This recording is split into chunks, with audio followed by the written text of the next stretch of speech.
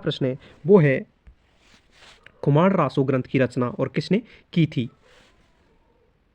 तो दोस्तों इसका जो राइट आंसर होने वाला है दोस्तों वो होने वाला है विकल्प ए दलपति विजय। दोस्तों दलपति विजय के द्वारा खुमान रासो नामक ग्रंथ की रचना की गई थी। अगर दोस्तों हम इस ग्रंथ की बात करें तो दोस्तों इस ग्रंथ के अंदर हमें और 9वीं 10वीं शताब्दी के मेवाड़ राजवंश की जानकारी हमें देखने को मिलती है। तो विकल्प ए इसका राइट आंसर हो जाएगा। और दोस्तों अन्य ऑप्शन की बात करें तो जयानक द्वारा और पृथ्वीराज विजय नामक ग्रंथ की रचना की गई थी। वहीं दोस्तों विजयदान देथा द्वारा बातारी फुलवारी नामक ग्रंथ की रचना की गई थी। तो चलिए बढ़ते हैं अगले प्रश्न की ओर। दोस्तों जो आज का हमारा अगला प्रश्न है वो है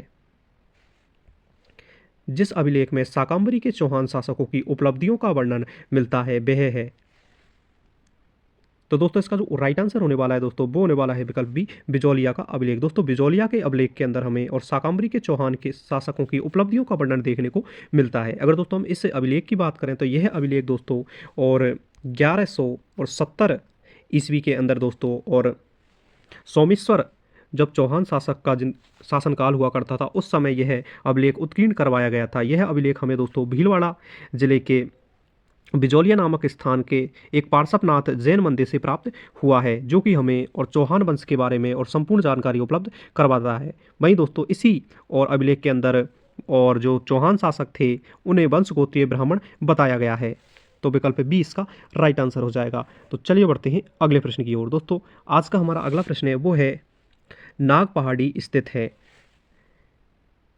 तो दोस्तों इसका जो राइट आंसर होने वाला है दोस्तों वो होने वाला है विकल्प बी अजमेर। दोस्तों अजमेर जिले के अंदर हमें और नाग पहाड़ी देखने को मिलती है। अगर दोस्तों हमें नाग पहाड़ी की बात करें तो यह एक धार्मिक स्थल है जो कि और पुष्कर के पास स्थित है।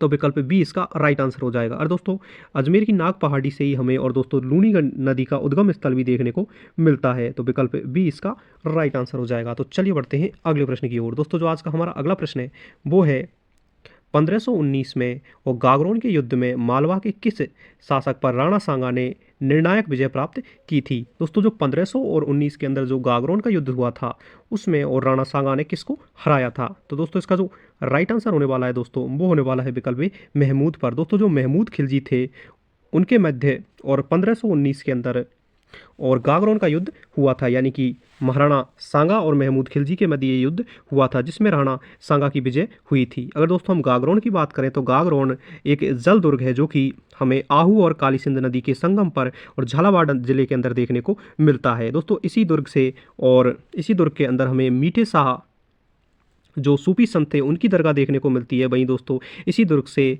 और संत पीपा जी का संबंध भी बताया जाता है। आई होप कि आपको इन्फॉर्मेशन हेल्पफुल लग रही होगी। तो प्लीज़ हमारे यूट्यूब चैनल जी शिक्षा पोर्टल को अभी सब्सक्राइब करके हमें